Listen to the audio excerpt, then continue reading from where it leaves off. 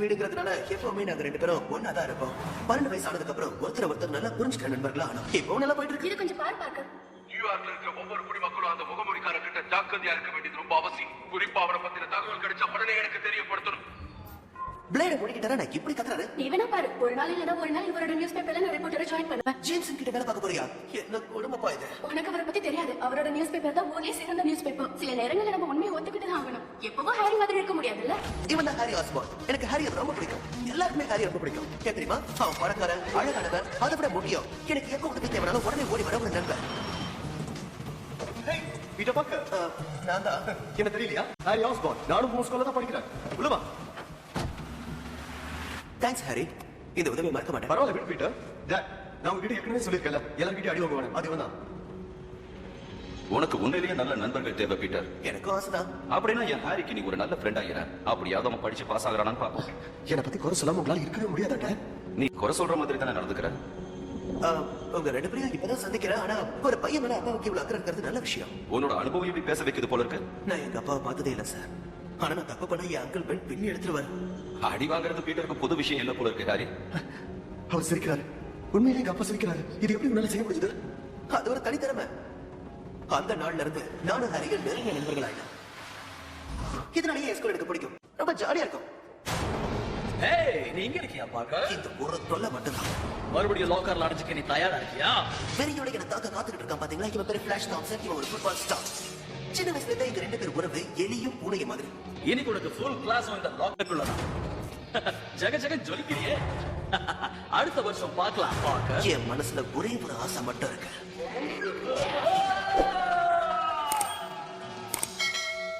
உள்ளேயே உட்காரு. ஆனா நான் அப்படி செஞ்சுட்டேன்னா ஜேம்சன் சொல்ற எல்லாமே உண்மைங்கிற மாதிரி ஆயிடும். அதோட அங்கிள் பெண்ணுக்கு நான் செஞ்சு கொடுத்த சத்தியத்தையும் மீறின மாதிரி ஆயிடும்.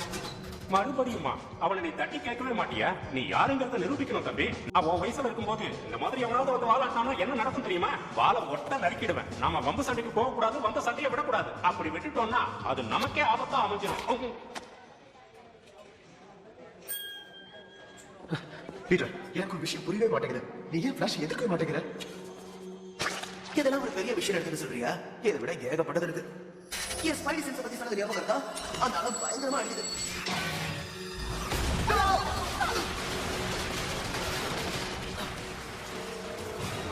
கவனமா கேளுங்க ஸ்டூடண்ட்ஸ். உங்க பிரின்சிபல் ஒரு முக்கியமான விஷயத்தை அறிவிக்க வந்திருக்கார். பசங்களா, நான் சொல்றத கேளுங்க. நம்ம ஸ்கூல்ல இப்ப இவங்க கட்டுப்பாட்டுல இருக்கு. The Frightful Four. ஆனா 3 பேர் தானே இருக்கீங்க. கெட்டவங்களுக்கு பேர் போனவங்க இவங்க. விசர் அதிநவீன ஆயுதங்களை கையாடுறாங்க. சத்தத்தை வச்சு எல்லாத்தையும் சாதிக்கிறாங்க. தந்திரா வருங்காலத்துல இருந்து வந்திருக்கிற ஒரு சக்தி வாய்ந்த பெண். ரொம்ப மோசமானவன். அப்புறம் டிராப்ஸ்டர். இல்ல ஒரு நிமிஷம், நான் ஏற்கனவே பிடிச்சிட்டேன்.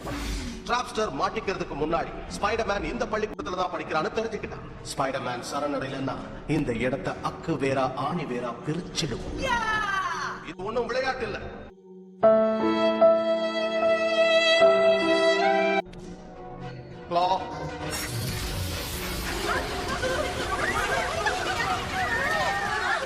சரி, உங்கள யார் அந்த மர்மமான சிலந்தி மனிதன்னு சொல்லுங்க. ஆசிரியரா, மாணவியா, சாப்பாடு பரிமாற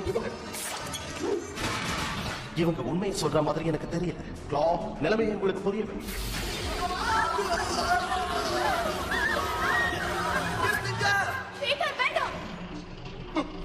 கண்டிப்பா இவன் ஸ்பைடர்மேன் கிடையாது. இவனை இங்கேயே நசுக்கிடுறேன். வேண்டாம், நசுக்காது. இவனை வச்சு மத்தவங்களுக்கு புரிய